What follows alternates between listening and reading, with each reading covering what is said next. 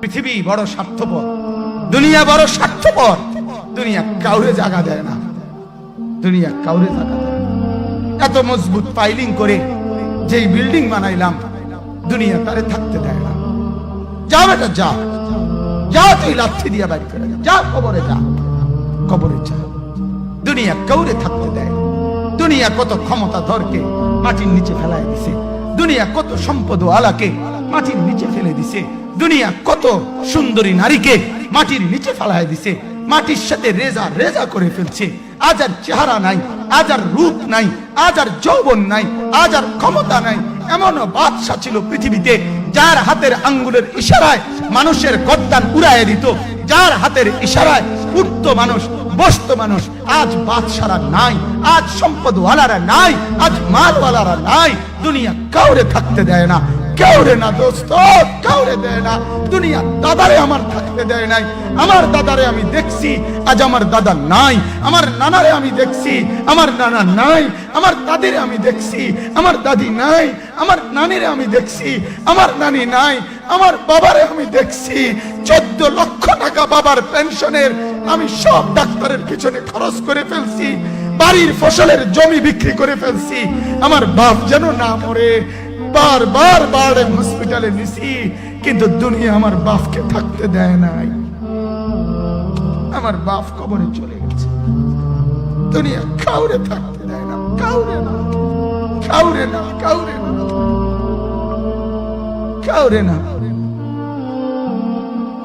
আমার বাপ দুনিয়া কাউরে থাকতে দেয় না। তুমি থাকবা না, তুমি থাকবা না। দুনিয়ার ধোকায় পড়ো না বাপ, দুনিয়ার ধোকায় পড়ো না। মাকে বুঝান, আজ মারা বেসামাল হয়ে গেছে, আজ বোনেরা বেসামাল হয়ে গেছে, বেপরদার উৎসব তুলে দিছে। এটা যেন আল্লাহর সাথে যুদ্ধ করছে। আল্লাহ করোনা না, তুমি আরো কিছু দাও, আমরা বেপরদিকে ছাড়বো না।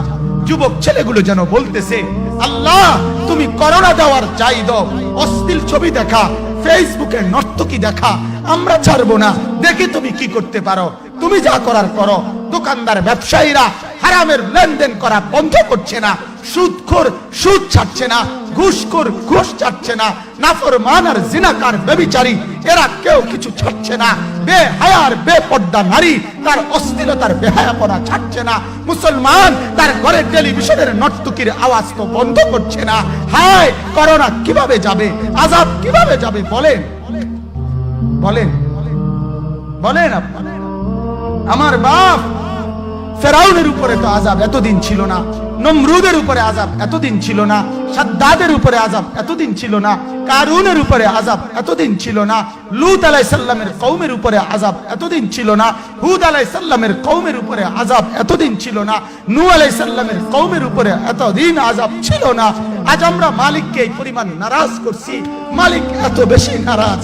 আজ 1 বছর হয়ে গেছে, 1 বছরের চাইতে বেশি হয়ে গেছে, কই করোনার মহামারীর আযাব তো যাচ্ছে না, গেছে গা বলে। আমাদের লক্ষ লক্ষ বাচ্চার পড়ালেখা বন্ধ, এরা নষ্ট হওয়ার চূড়ান্ত পর্যায়ে পৌঁছে গেছে। মোবাইল এদেরকে শেষ করে দিছে, লক্ষ লক্ষ ছেলে। গতকালকে এক মা আমার আত্মীয় ফোন দিয়া বলতেছে, সকাল 10টায় বাচ্চাটা ঘর থেকে মোবাইল লইয়া বাইর হইছে, রাতের 10টায় মা তারে ফোন দিয়া বলছে, বাপ ঘরে আসতি না, ভাত খাইতি না। বাচ্চা তারে বলতেছে, তোমার অসুবিধা কি, তোমার সমস্যা কি? মা এই কথা বইলা কাঁদা দিছে যে, শোনেন হুজুর কদ্দুর দোয়া করো। এক বাচ্চা, এক ছেলে, সে যদি তার মাকে কথা বলতে পারে, তার মানে গুনাহ তারে এত মজা দিয়া দিছে, ফেসবুক তারে এত মজা দিয়া দিছে, ইউটিউব তারে এত মজা দিয়া দিছে, নর্তকী তারে এত মজা দিয়া দিছে, গুনার দৃশ্য তারে এত মজা দিয়া দিছে, সে মাকে ধমক দিচ্ছে।